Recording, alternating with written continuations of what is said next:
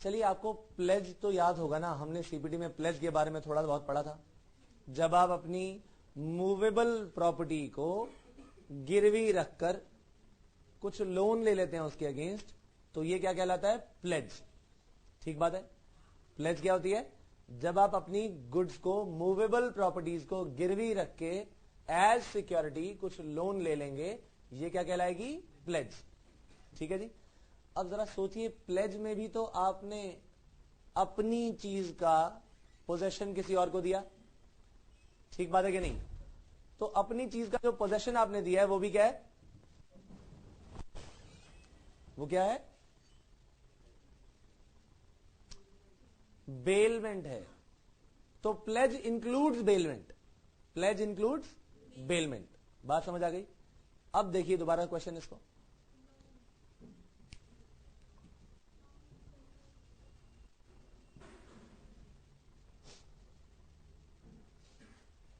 और हमने क्या चेक करना है भाई कि ये बेलमेंट है या नहीं? हाँ या ना? बेलमेंट है या नहीं, ऐसा चेक करने के लिए मैंने तरीका क्या बताया हुआ है कि आप चेक करो कि डिलीवरी एक्चुअली हुई। डिलीवरी हुई या नहीं? डिलीवरी कैसे होती है? एक्चुअल, सिंबॉलिक और कंस्ट्रक्टिव। इनमें से एक भी टाइप अगर डिलीवरी का निकल आया तो इसका मतलब बेलमेंट हो गई। हाँ या ना? अब बताइए कि इसमें बेलमेंट है कि नहीं?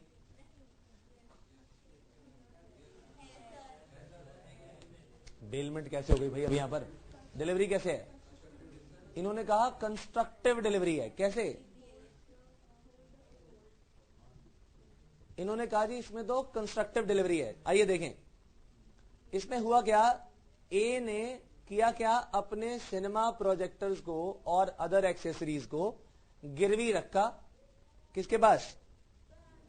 सिने एसोसिएशन कोऑपरेटिव बैंक लिमिटेड के पास। और कहा जी मुझे इसके अगेंस्ट लोन दे दो। अब प्लेज में तो गुड्स हाथ से जाती हैं, हाँ या ना? डिलीवरी होनी चाहिए गुड्स की। लेकिन ए ने रिक्वेस्ट क्या की बैंक से कि जी आप अगर मेरा सामान ही ले जाओगे तो मैं काम कैसे करूंगा? तो आप एक काम करो, ये सारा का सारा जो सामान है आपके पास गिरवी तो रहेगा, लेकिन आप इसका पोजेशन मत लेके जाओ, ये मेरे पास ही छोड़ जाओ, और मैं प्रॉमिस करता हूं I will hold this in your trust and whenever you demand I will give it to you. ये वर्ड्स लिखे हैं कि नहीं? वर्ड्स लिखे हैं। A request the bank to allow the pledged goods to remain in his possession and promises to hold the same। to hold the same को underline करिए। promises to hold the same को underline करिए। in trust for the bailey and also further promises to hand over the possession of the same to the bank whenever demanded। यानी जब चाहोगे आपको दे दूंगा, तब तक मैं आपके ट्रस्ट में से होल्ड करके रखता हूं। ये कैसी डिलीवरी है? ये है constructive delivery. Is this clear? This is known as constructive delivery. Examine the provisions of Indian Contract Act 1872.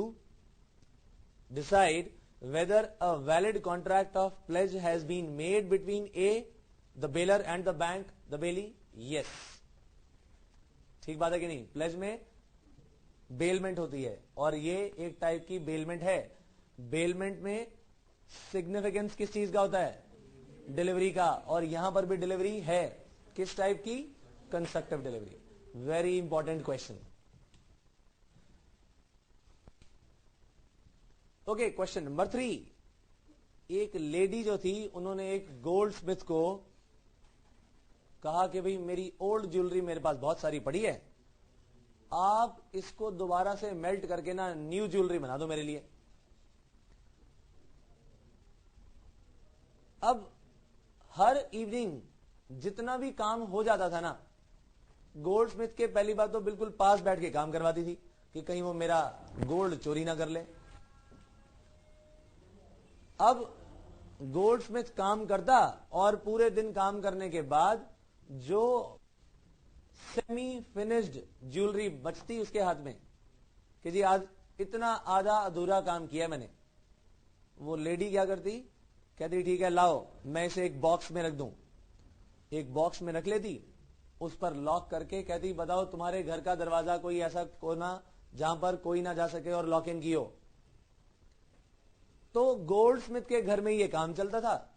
Goldsmith के घर के एक कमरे में उसे ये बॉक्स को रख के लॉक लगा देती थी, कमरे का दरवाजा बंद और चाबियां अपने पास रख लेती थी, और फिर अगले दिन आती थी, उसी को ओपन करके काम शुरू। ऐसे ही सिलसिला चलता रहा। और इस बीच हुआ क्या, वो सारे के सारे ज्वेलरी का जो पूरा बॉक्स था वो चोरी हो गया। ठीक है, अब जरा मुझे बता दीजिए कि किसके घर में सामान पड़ा था ये? गोल्डस्मिथ के। चोरी हो गया, क्या गोल्डस्मिथ जिम्मेदार है या नहीं? क्यों? बिल्कुल ठीक बात। यहां पर उसने उस बॉक्स का कंट्रोल गोल्डस्मिथ को दिया नहीं, हालांकि वो सारा का सारा ज्वेलरी का बॉक्स जो था किसके घर पे था? गोल्डस्मिथ के, लेकिन उसका कंट्रोल किसके हाथ में था? लेडी के हाथ में, इसलिए बेलमेंट नहीं कहलाएगी। Very important question.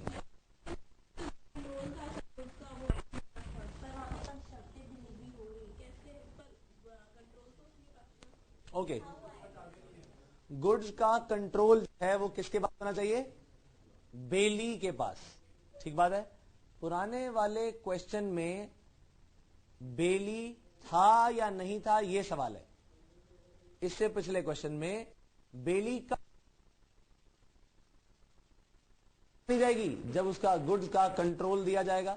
जैसे आपने पार्किंग लॉट वाला केस देखा था, तो पार्किंग नहीं है, लेकिन कार की चाबियां किसके पास है? ओनर के पास, यानी कंट्रोल पार्किंग लॉट वाले को नहीं दिया गया। लाइकवाइज यहां पर भी ज्वेलरी बॉक्स गोल्डस्मिथ के घर के कमरे में रखा, लॉक कर दिया वो कमरा, लेकिन उसका कंट्रोल चाबियां किसके पास हैं? लेडी के पास, इसीलिए यहां पर बेलमेंट है ही नहीं। आइए पढ़ें से। A lady for the purpose of melting her old jewellery and making new out of it every evening as soon as the goldsmith's work for the day was over, the lady used to receive the half-made jewelry from the goldsmith and put it into a box which was left in a room in the goldsmith's house, of which she used to retain the key. और उसकी की किसके पास होती थी? Lady के पास। Night the box was stolen. Is Goldsmith liable for loss? No. Very very interesting question. ठीक बात है कि नहीं?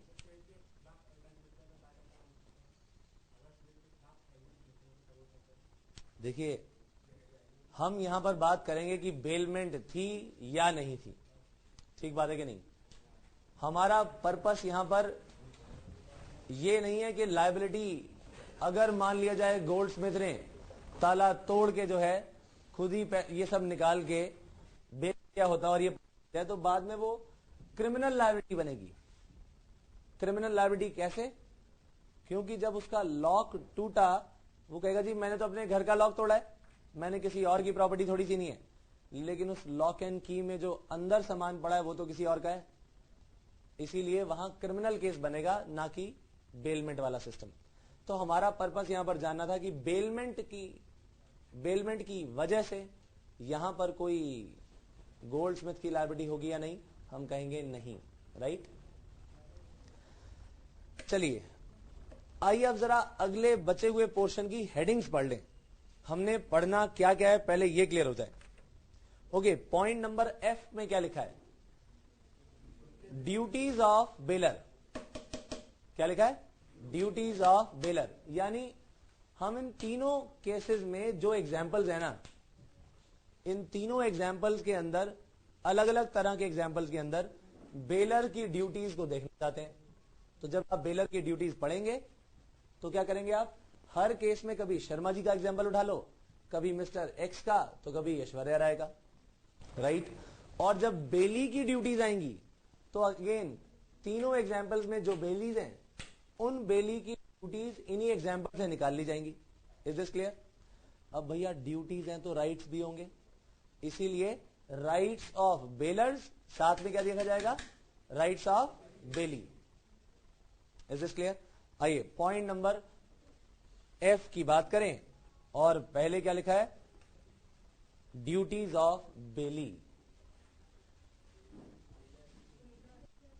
या बेलर। आओ तुम्हें थोड़ी सी इंग्लिश सिखा दूं। बहुत सारे बच्चों को पता होगा, बहुत सारे बच्चों को हो सकता है ना पता हो। ये मेयर का मीनिंग क्या होता है? मेयर मीन्स फीमेल हॉर्स, ठीक बात है कि ना? शी हॉर्स, ये है शी हॉर्स। अब इसे मैंने चेंज क्यों कर दिया? वो इसलिए क्योंकि काऊ जो है ना बड़ा शांत सा जानवर है, बड़ी शांत रहती हैं, और मेयर का तो दिमाग खराब हो सकता है, होता ही है। अच्छा, तो भाई ये एक जो मेयर थी ना, ये लाल रंग को देख के जरा बिदक जाती थी। अब मिस्टर एक्स ने ये मेयर जो है वाई को तो दे दी, लेकिन ये बताना भूल गया जी कि लाल रंग पहन के मत आना बस इसके सामने, नहीं तो ये हिट कर देती है। और अगले ही दिन जब ये देकर गए, वाई की वाइफ जो है नई नई रेड कलर की साड़ी लेकर आई, और जो है मेयर ने अपना कमाल दिखा दिया, उसने उसे हिट कर दिया, और बेचारी को बहुत ज्यादा चोट लगी, हॉस्पिटलाइज्ड हो गई। अब मिस्टर एक्स का कॉल आया, अरे मिस्टर वाई मैं बताना भूल गया था कि लाल रंग के कपड़े पहनकर इसके सामने मत आना। अब जरा बताइए, वो कहेगा भाई ये तो काम उसने कर दिया।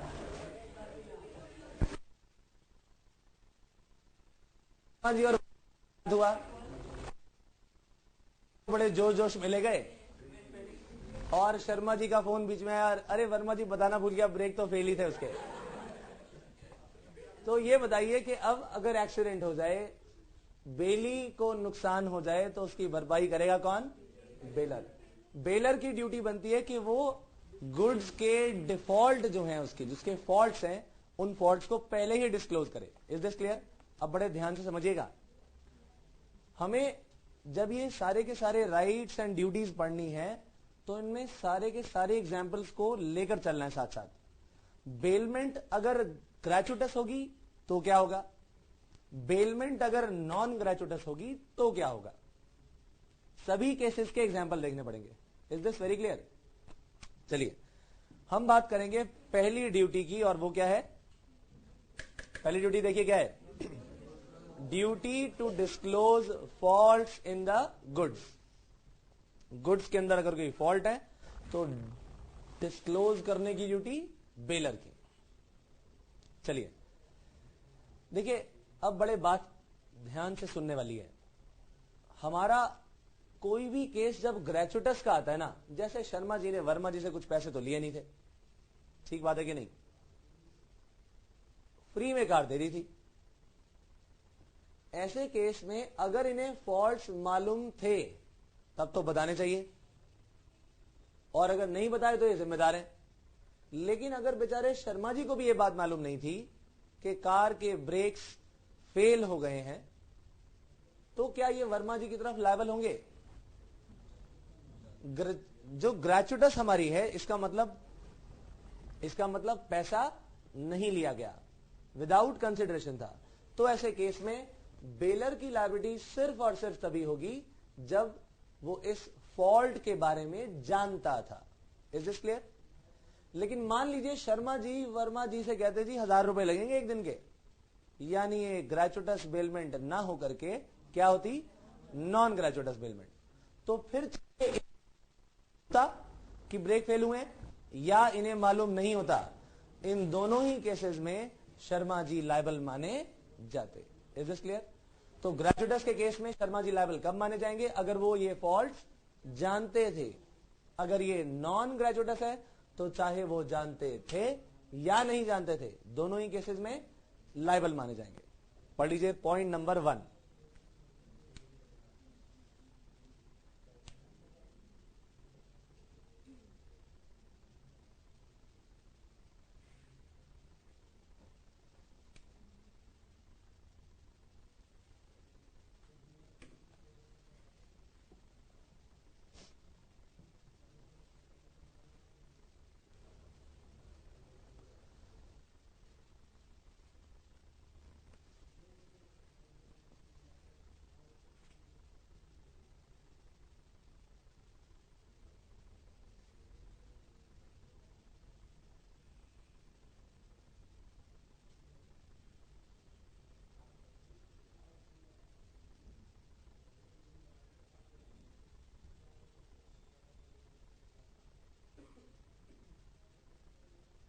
चलें जी आगे, पढ़ लिया सभी ने। पहले केस में अवेयर ऑफ सच फॉल्ट्स को अंडरलाइन कर लीजिएगा। ए पार्ट में फोर्थ बुलेट जो है उसमें लास्ट लाइन लिखिए if he was aware of such faults. B case में नॉन ग्रेजुएटस में भी लास्ट बुलेट को अंडरलाइन करिए, whether he was or was not aware of such faults. चलें जी आगे। ओके, अब आती है ड्यूटी टू बियर एक्सपेंसेस। जरा देखिए कि मैंने अभी थोड़ी देर पहले कुछ एक्सपेंसेस के बारे में बताया था आपको। ये एक्सपेंसेस कितने तरह के थे? ऑर्डिनरी और एक्स्ट्रा ऑर्डिनरी।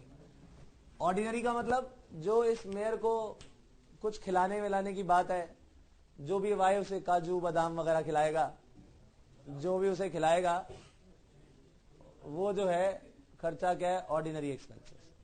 जो भी ये इसका खाने का मेन्यू है भाई। और एक्स्ट्रा ऑर्डिनरी एक्सपेंस क्या होंगे कि अगर ये मेयर और डॉक्टर को जो है फी पे कर, इसके इलाज के लिए मेडिसिन लानी पड़े, वो सब क्या है? Extra ordinary expenses. यहां पर ऑर्डिनरी एक्सपेंसेस क्या होंगे? कार के जो पेट्रोल के एक्सपेंसेस वो ordinary expenses. Extra ordinary expenses, accident हो गया, ये क्या है? Extra ordinary expenses. आइए ध्यान से पढ़ेंगे इसे। पहले बात की जाएगी एक्स्ट्रा ऑर्डिनरी एक्सपेंसेस की। ध्यान रखिए, एक्स्ट्रा ऑर्डिनरी एक्सपेंसेस हमेशा और हमेशा बेलर बियर करता है। कौन बियर करेगा? बेलर कौन है? Owner of the goods. तो एक्स्ट्रा ऑर्डिनरी एक्सपेंसेस बियर करने की जिम्मेदारी किसकी होती है? ओनर की। चाहे ये बेलमेंट ग्रेचुइटस हो, चाहे ये बेलमेंट नॉन ग्रेचुइटस हो। Is this very clear? समझ आ गई बात? तो पहले हम हिस्सा पढ़ेंगे एक्स्ट्रा ऑर्डिनरी एक्सपेंसेस का। पढ़ लीजिए ध्यान से।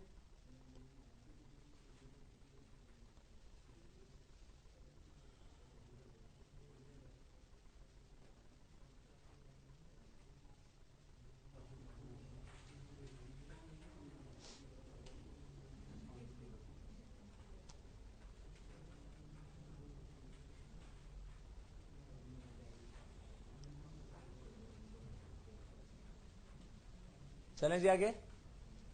ओके, अब आती है बात हमारी ऑर्डिनरी एक्सपेंसेस की, रीजनेबल एक्सपेंसेस की। कौन बियर करेगा?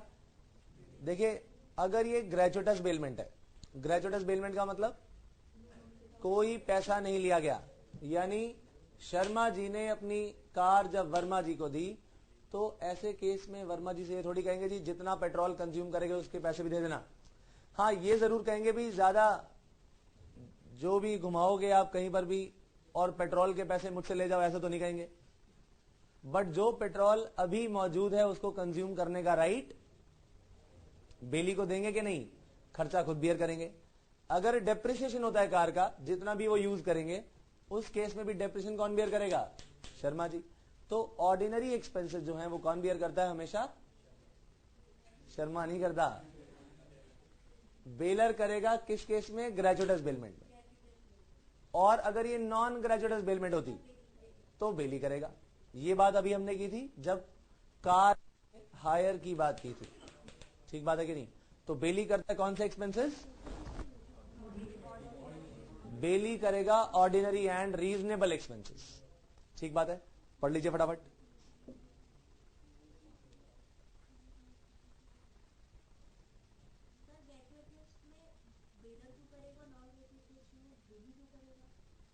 देखिए, जो ऑर्डिनरी एक्सपेंसेस होते हैं ना, जो ग्रेचुइटस बेलमेंट होती है, वो मिस्टर शर्मा ने जब अपनी कार वर्मा जी को दी बिना पैसे लिए, तो ऑर्डिनरी एक्सपेंसेस कौन बियर कर रहा है? शर्मा जी तो कर रहे हैं।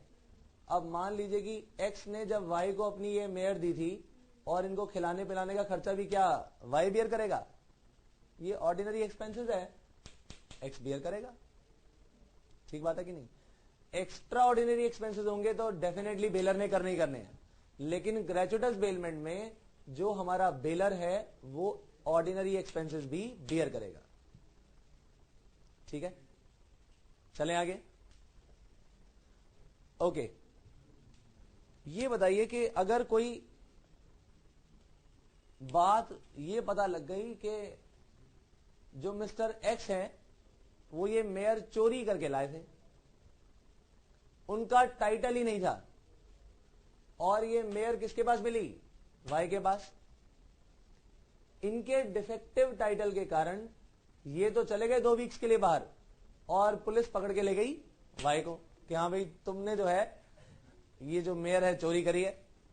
अब इस बीच उसने सारी बातें जब प्रूव की, पता लगा कि ये कार जो है एक्स